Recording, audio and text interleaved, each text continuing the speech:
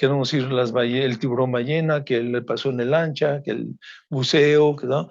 Entonces es una forma de presión también al ambiente, ¿no? Entonces es muy importante las regulaciones, porque cada vez más personas están tratando de ir ahí por cuestiones turísticas, de estar ahí, y eso en realidad sabemos que si no se cuide, si no se regula, puede tener un efecto importante en todo el ecosistema. Entonces, eso es importante, ¿no? Bueno, entonces, por eso es muy interesante el Golfo de California. Ahora, eso es desde el punto de vista, digamos, descriptivo de para qué se usa, aparte de las islas, etcétera, que tienen migraciones de aves, tienen mucha actividad biológica y también humana de pesca y de turismo, ¿no? Pero, ¿qué pasa con digamos, con la oceanografía como tal? Y es lo que vamos a ver a la plática, ¿no? ¿Qué pasa? Es otra vez la típica tecla que te manda hasta el final, ¿no? Que eso lo debemos de corregir, pero bueno. Entonces, una cosa interesante ya, digamos, un poco más la parte científica del Golfo de California, es que tiene comportamientos estacionales muy fuertes, de temperatura, como está aquí, y de clorofila. ¿Sí? Tal vez, yo no sé, no trabajo, digamos, la parte del Pacífico Central o los que trabajan el Golfo de México, ¿no? Yo no sé si se encuentra este patrón tan fuerte de decir cómo cambia la temperatura a lo largo del tiempo. ¿Qué voy a utilizar este? ¿Sí? Estos son los meses de enero, febrero, marzo, es muy frío, y vean el cambio que existe en la temperatura en el área, ¿no? Es de 17 grados a casi 31. El cambio entre invierno y verano en esta zona es muy fuerte. Bien. Y también la productividad del área, en términos de clorofila, ambos datos obtenidos por medio de datos satelitales, que también se puede corroborar con datos in situ, ¿no? Muestrando, ¿no? Pero otra cosa interesante es cómo cambia la productividad en el área. ¿Bien? Entonces tenemos enero, febrero, marzo, es el pico fuerte de clorofila, e inmediatamente después cambia hasta que verano es casi, comparado con primavera, es diferente. Entonces están desfasados, ¿no? Es alta productividad, baja temperatura, alta temperatura, baja productividad, y eso es contrastante en el año, ¿sí? Eso es muy contrastante, ¿no? Comparado en otros lados tal vez no sea tan fuerte, ¿no? Pero bueno, entonces cuidado con la tecla, ¿sí? Bien, una forma de que podemos, y es parte de la investigación que tenemos, el Golfo de California es un área ideal para el estudio, para el uso de datos satelitales, principalmente porque no hay nubes, es una zona libre de nubes, y entonces usar los datos satelitales para cuantificación de temperatura y clorofila es útil, ¿bien? Y si nosotros hacemos este análisis para la parte central del Golfo de California, solamente la parte central, ¿bien? Y si vemos cómo ha cambiado la temperatura y la clorofila a lo largo del tiempo, desde el 2000, enero del 2000, que es cuando aparecen los datos del MODIS, principalmente, que es el sensor que usamos mucho los científicos para ver temperatura y clorofila. A partir de eso, y casi prácticamente hasta ayer que salieron los del mes pasado, y si lo vemos, entonces podemos ver, las barras son las anomalías mensuales de la temperatura en esta parte de arriba y de clorofila abajo. Son anomalías mensuales, climáticas se llaman, porque comparan eneros con eneros, febreros con eneros, marzos con marzo, y se compara cómo están, ¿no? Entonces son positivas y negativas, ¿no? Entonces, esto es desde 2000. Ojo, y esa parte de la plática que es interesante, que es hasta el 2019, estas gráficas. Es importante ver lo que es 2019. Sin embargo, esta línea continua es algo que se llama la sumatoria parcial de las anomalías. Sumas parcialmente las anomalías, y es un método rápido para ver tendencias de la serie de tiempo que tú estás analizando, ¿no? ¿Bien? Entonces, las tendencias para la temperatura es que fueron bajando bajando frío, más anomalías frías hasta llegar a 2013. Y a partir de 2013 hay un cambio fuerte en las tendencias de las temperaturas. Hubo un cambio fuerte en ese tiempo. ¿Sí? Si lo vemos de la clorofila, o sea, la productividad del área, qué tan productivo es esto, encontramos en esta parte que fue un periodo muy fuerte de tendencias de positivas clorofilas, el área se hizo más productiva. Sin embargo, igual a partir de 2013 hubo una caída fuerte en la cantidad de clorofila en el área, ¿no? Pero interesante es que estos datos es hasta 2019 y a propósito lo estoy poniendo, ¿eh? Que fue antes de la pandemia que empezamos en 2019, ¿no? Bien. Una cosa característica también en el Golfo de California es que lo que le da también mucha productividad son los patrones de vientos, ¿no? Y básicamente los patrones de vientos son del noroeste, el norte está para allá, este es el noroeste, y es como soplan los vientos en enero, febrero, en marzo, abril. Si dan cuenta, en abril empiezan a cambiar la dirección de los vientos y se hacen más hacia el este, cuando ya en mayo la dirección de los vientos es hacia la costa, ¿no? Ahora, esta dirección y la intensidad de los vientos está muy relacionado y son los productores los que producen las urgencias fuertes en el área. Esta parte que vemos que el pico de marzo es porque es gran cantidad de viento, pero interesante también la dirección del viento, ¿sí? La dirección y la intensidad hace que se produzcan esos grandes picos, que es lo que hace fuerte la productividad en la costa de Sonora y Sinaloa, en el Golfo de California. ¿De acuerdo? Ahora, ¿qué le ha pasado a los vientos en la serie de tiempo, igual que comparamos con temperatura y clorofila? También podemos cuantificar los vientos, podemos tomar anomalías y ver los patrones y hacer el mismo análisis, ¿no? Entonces, si dan cuenta, estas son las anomalías de velocidad del viento mensal de enero 2000 a diciembre de 2019 en la parte central del Golfo de California. Todas estas son las anomalías climáticas, estas barras de las diferentes estaciones que hay, que son como 60 puntos de donde se te obtienen los datos, son todas estas subidas y bajadas. Pero interesante, y para verlo de todo ese mundo que vemos de barras positivas y negativas, si analicemos las anomalías, la historia parcial de estas anomalías, ¿sí? Entonces nos da este componente, ¿eh? Es el medida fuerte por aquí, que significa que fue un periodo de muchos vientos, se estabilizó aquí, inmediatamente igual, a partir del 2013, la cantidad de vientos se baja. Entonces, está muy relacionado la baja en la clorofila, el incremento de la temperatura y la reducción de la intensidad de los vientos en el área, ¿no? Bien, muy bien. Entonces, una cosa importante, aunque es un mar semi-encerrado, perdón, tiene relación con el resto del océano, ¿sí? Que es una boca, pero que tiene... ¿verdad? Y una cosa importante en el área, los que trabajamos principalmente en el Pacífico, es como una cosa que es importante que se llama niño, ¿sí? El índice del niño, que es la oscilación del Pacífico, y estos son los datos del niño, desde 2000 igual hasta el año 2019, ¿no? Entonces, lo que encontramos que en 2015 fue un niño muy fuerte, ¿bien? Que es muy probable que sea relacionado con los datos que vimos, que aumento de temperatura, baja productividad y reducción de los vientos, ¿no? Y entonces, pero estos son los datos del niño. Aquí veo una niña.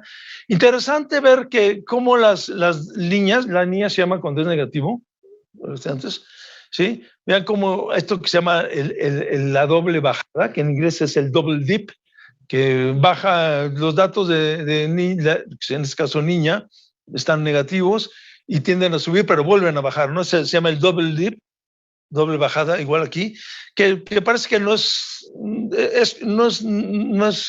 ocurre pues un doble dip de esto, pero este niño sí fue muy fuerte en el área, ¿no? Y es probablemente que esté relacionado con todo lo que vemos, ¿no? Pero bueno, entonces, nosotros estuvimos muestreando, estuvimos ahí en el terreno, en el Golfo de California, haciendo muestreos en el buque oceanográfico El Puma. Como siempre estábamos haciendo nuestros programas de análisis, de ver las pesquerías, de ver los fitoplancton, etcétera, in situ, y este es el buque oceanográfico El Puma, ¿no? Algo muy interesante que estando ahí muestreando, y esto fue en febrero del 2014, lo vimos, estuvimos ahí, en increíble cómo la gran cantidad de marea roja que existió en el área, ¿no? Todo esto. Y nos tocó verlo, y tan nos tocó verlo que nos tocó filmarlo también, ¿no? Entonces, esta grabación fue hecha desde la cofa del barco, del Puma, ¿ven? Que se muestra Obviamente, por ahí hicimos una parada y muestreamos que había con redes de con botella, ¿verdad? Aquí tenemos un experto en mareas rojas. Con mareas, con botellas y con, sí, gracias. Y con redes, ¿no? Y sucede que es un dinoflagelado, ¿verdad? David Uriel, lo que produce. Bueno, ahí tengo las muestras, se lo puedo enseñar. Están así en una botellita, ¿no? Pero vean la intensidad, ¿no? De repente el mar se puso calmo, como nunca lo habíamos visto, durante todo el crucero, y de repente encontramos todas estas masas por kilómetros. ¿Sí? Increíble. Y dentro de esa masa que habíamos de esto, encontramos calamares muertos y era obvio que algo había pasado en el sistema, porque bueno, es evidente que está aquí, pero nosotros lo vimos, algo cambió aquí, está fuerte, ¿no? Bien, muy bien. Entonces, una vez hecho esto, bueno, una de las cosas que mostramos en el Golfo de California es el calamar gigante, ¿no? El calamar gigante solía ser una pesquería muy importante en el área, solía ser, ¿sí? Tanto en la zona de Guaymas como Santa Rosalía, la gente salía y mostraba, son lanchas, pangas que le llaman, con una lucecita en la noche, y esa mano es con poteras, ¿no? Como lo ven aquí, bueno, esto es mostró en el barco, pero aquí lo está sacando el perico, que ya no lo vimos hace rato. Se pesca de esta manera los calamares. Los calamares son muy voraces. Entonces la potera no necesita ni luz ni nada, simplemente son como fluorescentes, lo echas y los calamares naturalmente se atrapan, son voraces, son bien fuertes nadadores. Entonces es la especie que había mucho en el cola. Pero fíjense que lo que le pasó al calamar, comparando 2 años diferentes o épocas diferentes, ¿no? Y es lo mismo, estábamos trabajando ahí en el Golfo de California, a bordo del buque oceanográfico El Puma, y fue en agosto de 2014, con una alumna que estuvimos ahí trabajando, que también fueron en el crucero, y es el tamaño de un calamar maduro. Maduro, ¿qué significa? Ya se reprodujo, estas especies se reproducen y se mueren. ¿Sale? Entonces, los abrimos, los vemos, están maduros, ¿no? Todo esto, ¿no? Ahora, en junio de 2016, no lo van a creer, pero es de la misma especie, es un calamar maduro, pero tiene ese tamaño, o tenía ese tamaño. ¿Sí? Y no es que estábamos pescando los enanos, no, pues estás agarrando los, no. Bueno, más bien, no es que estábamos pescando los bebés, no, porque los pescamos, los analizábamos y están madurísimos. Ese es tan maduro como que está aquí, ¿sí? Lo que pasa es que redujeron el tamaño. ¿Sí? Una respuesta que tiene esa especie que es en condiciones de no hay buen alimento, algo está pasando, pues ¿para qué alcanzas los 80, 90 centímetros de largo? Y ya cuando llegas ahí te reproduces, no, mejor primero quédate corto, quédate chaparro y reprodúcete, y ahí como que vas aguantando los golpes, ¿no? De la vida. Y entonces, bueno, nosotros quisimos saber, aparte de lo que habíamos visto, tanto de las mareas rojas como de los calamares, que ahí queremos investigar más, y es parte de esto lo que tenemos, ¿no? Entonces, esta es una imagen que fue tomada por Robin el dron, que por cierto se cayó en una batalla, lo lanzamos del barco, tomábamos esto, pero en una de esas no aterrizó y se cayó en el mar. como buen combatiente. Pero lo que quiero ver de esto, esta es una parte del Golfo de California, obviamente son las zonas de las grandes islas, aquí está la baja, es la inmensidad del mar, ¿no? O sea, y eso que es un mar encerrado, que tiene nada más 100 kilómetros, que tanto, pero esta es la comparación que se ve, ¿no? Entonces, para muestrear el Golfo de California, en esta cosa, pues nada como nuestro buque oceanográfico, el Puma, que puede ir a muchos lados, que tenemos la capacidad de estarlo usando, investigando, etcétera, y es lo que tenemos, ¿no? Entonces, una de las cosas que usamos es la hidroacústica, ¿sí? Y dentro de la hidroacústica es una técnica que es eficiente en el sonido en el agua, que puede tener muchos datos en muchas áreas, que puede cubrirlos mucho tiempo, obtener mucha información y es eficiente para utilizarla, ¿no? Entonces, esta simulación es, aquí tienen, utilizando varias frecuencias que se comunican con el satélite para ver la posición y o sea, todo está acoplado en nuestro trabajo, ¿no? Y es una de las formas que acoplamos diversos transductores, se llama, en el buque. Aquí tenemos un transductor de 38 kHz, uno de 70 kHz, y este es un intruso que metimos ahí, pero que también es sonido, que es un ADCP, ¿sí? El ADCP sirve para medir corrientes, ¿sí? Y como estábamos en la zona de las grandes islas, que es una zona muy productiva gracias a las corrientes, estamos viendo medición en la velocidad de dirección de las mareas, etcétera. Entonces, normalmente tenemos 3 transductores, 38, 75 y el de 120, pero como no cabe, en esta parte sacrificamos uno y metemos el ADCP, pero esto ya lo tenemos bien establecido, pusimos todas las plataformas listos para usarse, ¿de acuerdo? Muy interesante, ¿no? Desde arriba del barco, ya en el laboratorio central, ya vemos las imágenes, vemos los ecogramas, analizamos los datos, y también uno de los grandes problemas en el uso de hidroacústica biológico será muy eficiente obteniendo datos, será muy eficiente que puedes ir a muchos lados a obtenerlo. El gran problema que existe es que no sabes exactamente quién o quiénes son los responsables de los ecos. Ese es el gran problema, ¿no? Entonces, para pasar esto hay varios métodos, ¿no?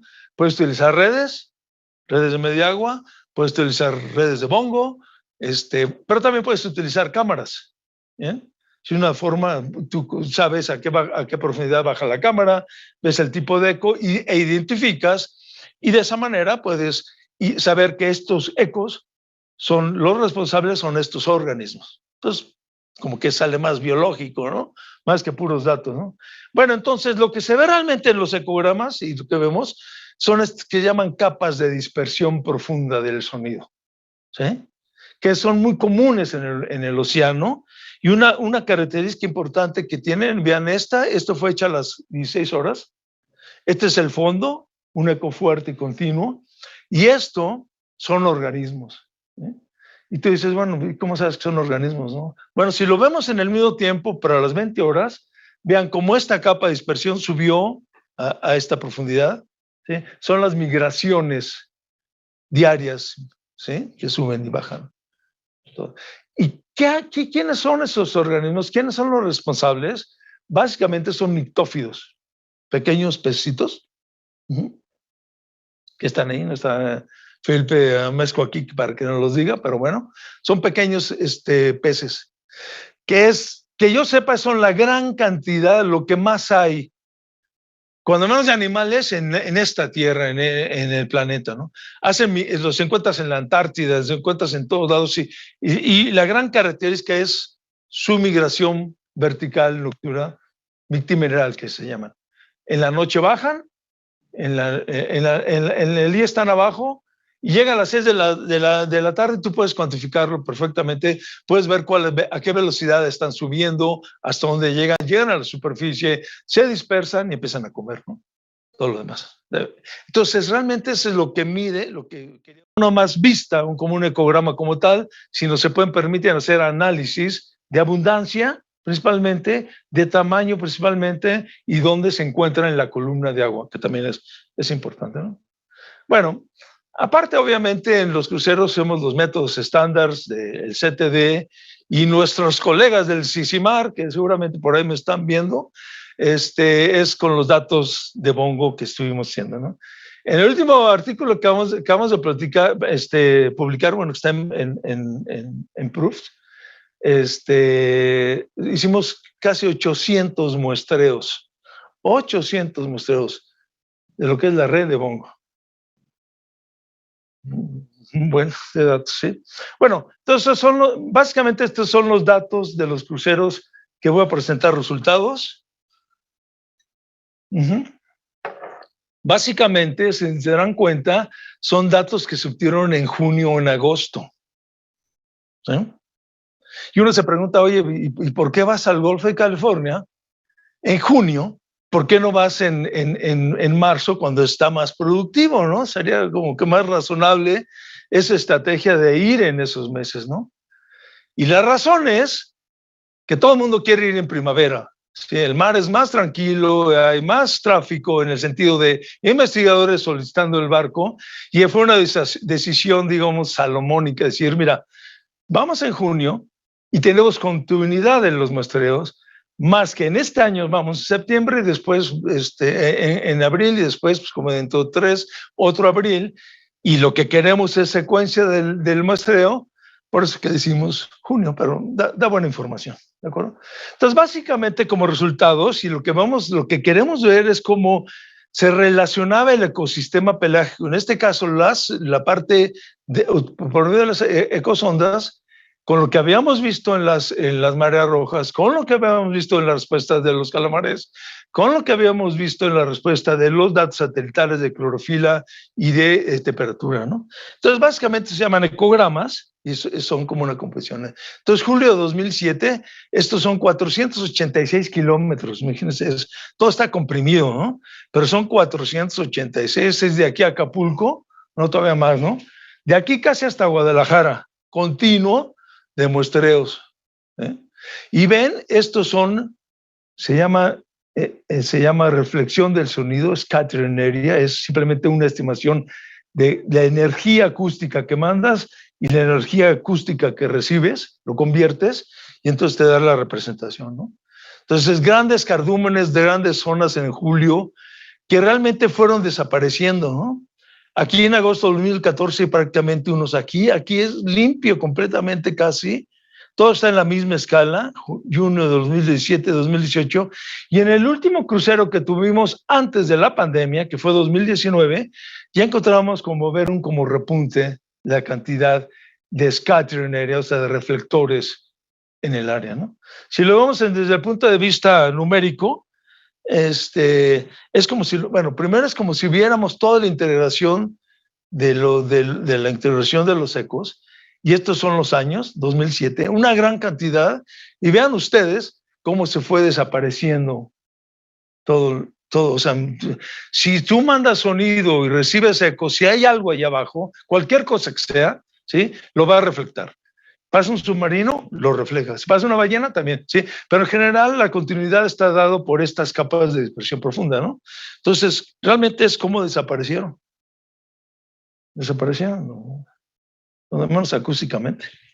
¿Ya? Y si lo vemos numéricamente, aquí lo vemos por profundidades, la capa que más bajó fueron los de los 40 metros, ¿sí? 40 metros y básicamente es donde se encuentran las capas de dispersión profunda, que son los mictófilos, ¿no? Y vean cómo bajó, se acabó, y ahí está, ¿no? Entonces, lo que queremos que es el efecto que hubo de este cambio fuerte en los parámetros oceanográficos, en la temperatura y clorofila en el área, ¿no?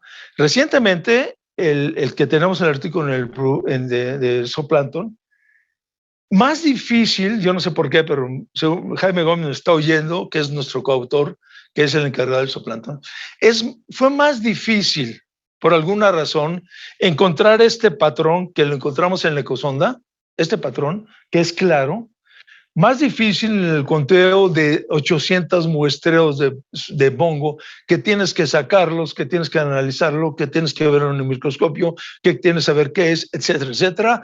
Es como que es más difícil encontrar tendencias, pero finalmente en el artículo que está a punto ya de publicarse, se encuentra también esa tendencia, ¿no? Lo cual es bueno.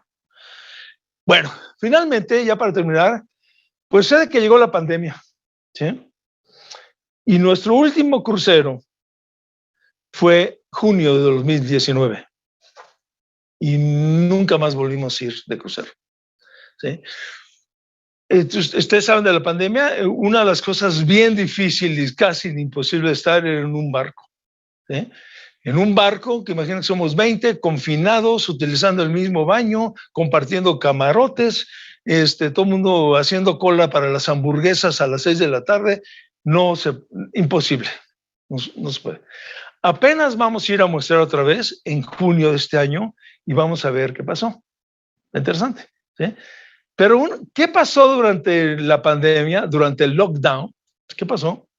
Bueno, una de las cosas que sabemos que pasó es que, aquí pasó, que a partir del 2020, mayo del 2020, ha habido 36 meses de valores del niño, o sea, niños que ven la niña negativa, continuos, ¿sí? Que nunca se había visto, cuando menos, en la serie del 2000. Voy a hacer el mismo análisis que empiezan los datos desde 1950 para saber si estos 36 meses es lo quisiera haber hecho, pero no tuve tiempo, pero lo puedo hacer, saber si desde el 2000, desde 1950 hasta los corrientes, alguien le gana a estos 36 meses de datos negativos de niña. Y para los alumnos, cuando es niña, las aguas son más frías, hay más productividad, es el sistema. Cuando es niño, el agua son más calientes, baja productividad, etcétera, ¿no? Entonces, mientras nosotros estábamos en la pandemia, estamos encerrados, lo que pasó, y todavía, porque ahorita este dato es el último disponible en la NOAA, ¿sí? No creo que ya el que siga vaya a ser totalmente positivo, aunque puede ser.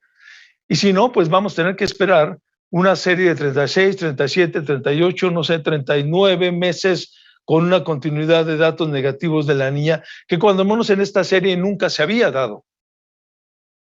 ¿Sale? Entonces, la pregunta es, ¿qué pasó con la temperatura y la clorofila, no? Como no podemos mostrar o no podemos mostrar datos in situ, pues nuestro aliado son los datos satelitales, la temperatura y clorofila. ¿Y qué pasó con eso, no? Si ya vemos entonces, ahora sí, datos hasta los últimos disponibles, que es diciembre, estos son los que tengo hasta diciembre de este año, aquí, diciembre del año pasado. Esto es igual, esta es temperatura desde el 2000 hasta diciembre del año pasado. ¿Ven? Y esta es la tendencia, ¿no? Entonces, como pueden ver, la tendencia dada por la sumatoria parcial de economías, que nos indica rápidamente, se llama Dirt and Qwerty, o de analizar una serie grande de datos, nos dice que esto ya se estabilizó. ¿Sí? O sea, ya la continuidad que subía ya llegó a un plato, digamos, ¿no? ¿Sí? Y si vemos los datos de clorofila, aquí también ya bajó esto lo máximo, aquí una subida y como se estabilizó. Se estabiliza, ¿qué significa? Que viene datos mucho más ya, datos fríos de temperatura, datos con celdas o zonas con alta clorofila, ¿no? Que está relacionado, básicamente, si lo viéramos con los datos de los niños, ¿no? ¿Bien? Sin embargo, todavía falta otra variable, ¿sí? Y la otra variable es el viento. Entonces, ¿qué pasó con el viento? Estuvimos en la pandemia. Bueno, pues sucede que, según los datos que tenemos también hasta el último disponible, que es en diciembre del año pasado, pues la tendencia no ha cambiado con los vientos. ¿Sí? O sea, el gran proveedor de la fuerza para producir surgencias y por lo tanto clorofila y productividad en el área no respondió como uno esperaría con una niña, ¿no? O sea, que, en otras palabras, la relación entre la niña y intensidad del viento no tiene nada que ver. Porque si hubiera así, entonces, ¿qué esperaríamos? Que hubiera también un cambio, una subida, pero no ha habido. Esto continúa hacia abajo. Entonces, eso significa que la intensidad de los vientos está regulado por otras cosas y no nada más por cuestiones del niño, ¿no? ¿Bien? Y sabemos, y esto es una cosa más meteorológica, que lo que le da la intensidad de los vientos, ustedes saben, son las diferentes presiones en la atmósfera. Eso es lo que da. En teoría, pero aquí que nos digan los del cambio climático y atmósfera, es los vientos corren normalmente o generalmente de altas presiones a bajas presiones atmosféricas. Entonces, hacen así, ¿no? Y entonces es un ejemplo, por ejemplo, de lo que ocurre en enero, así amplio en todo Estados Unidos, es la baja, y esta es alta presión, y esta es la baja presión atmosférica. ¿De acuerdo? Si lo vemos en febrero, esto sabemos que la baja presión aumenta y aquí está la alta presión. Esto se llama el Pacific High, la alta, así es en inglés, Pacific High, ¿no? Que esto ocurre. Entonces, es la diferencia entre este alto y este bajo de presión y este bajo, lo que producen los vientos, ¿de acuerdo? Y si lo vemos en una animación a todo el año, podemos ver esto, ¿no? A ver si lo vemos.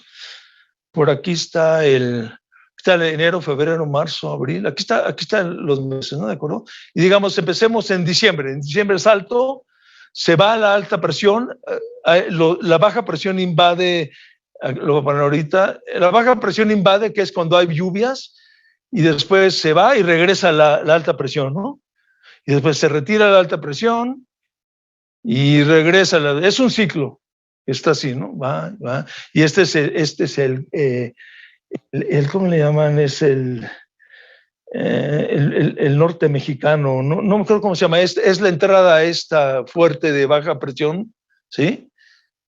Y después sube la presión, ¿no? Bueno, en uno de esos meses, que es marzo, es cuando hay más presión alta y baja y son el perfecto tiempo para que se produzcan las mareas, ¿no? Que se produzcan los vientos. Pero este es el ciclo. De esa forma se hace, ¿no? ¿No? Lo voy a dejar un poco para que lo veamos. Baja presión en verano, viene el invierno, primavera, sube, y así está todo el año. ¿De acuerdo? Bueno, entonces, ¿por qué es importante entonces estudiar el Golfo de California? Bien. Existe una tendencia en el cambio de la temperatura y la clorofila en el centro del Golfo de California, observado anteriormente, que es el patrón de subida de temperatura y clorofila. Temperatura subía fuertemente, llegó un patrón y cambió.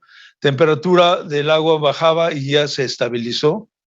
Y esto, ¿no? Existió. Existe una niña desde hace 36 meses en el área, bueno, en todo el Pacífico.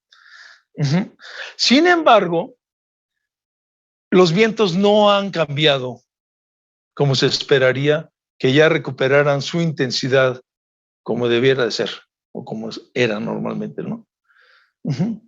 Entonces, tenemos que ir a estudiar qué afecta a las presiones atmosféricas y cómo están, porque está muy relacionado con la productividad, que eso no ha cambiado ni con una niña, súper niña, ¿sí? De tantos no ha cambiado.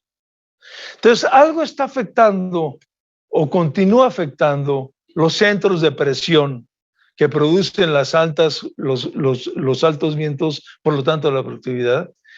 Y único que puedo decir, porque estamos en esto del análisis, es que las presiones atmosféricas, principalmente en el Pacífico, la alta presión que existe, que es la bomba que hace alta y aquí baja, está relacionado muy directamente con la temperatura del aire. A mayor temperatura, menor presión. Entonces, es un tema muy interesante de tomarlo en cuenta, porque nos lleva a lo que llamamos el cambio climático y nos lleva a las zonas de mayor calentamiento de la Tierra, y parece ser que esta zona, si me regreso aquí, esta zona ha sido afectada, ha habido mayor temperatura, por lo tanto, esta alta presión que debería ser alta para producir esos grandes vientos ha sido afectado, ¿no? Ustedes saben que el año pasado, y especialmente en diciembre, la sequía en California cambió. La sequía en California cambió, hubo mucho viento, ¿sí? Y esto está relacionado con estos cambios, ¿no? Pero parece que fue muy puntual. O sea, yo lo leí que aunque llovió mucho, la sequía en California continúa. Aunque llovió mucho y ustedes pueden ver que hubo deslaves, todo, pero fue como muy puntual. Entonces, todo está relacionado. Está relacionado las lluvias, está relacionado la sequía, está relacionado la temperatura superficial, está relacionado las presiones, está relacionado con la productividad y está relacionado con lo que hay en el Golfo de California. Por eso es que es importante estudiarlo. Por eso es que es importante monitorear cuál es el alcance y lo que queremos es saber exactamente por qué ocurrió todo esto y esto se nos lleva a cuestiones hasta meteorológicas, pues adelante, ¿no? Hacemos equipo con meteorólogos y podemos verlo, ¿no?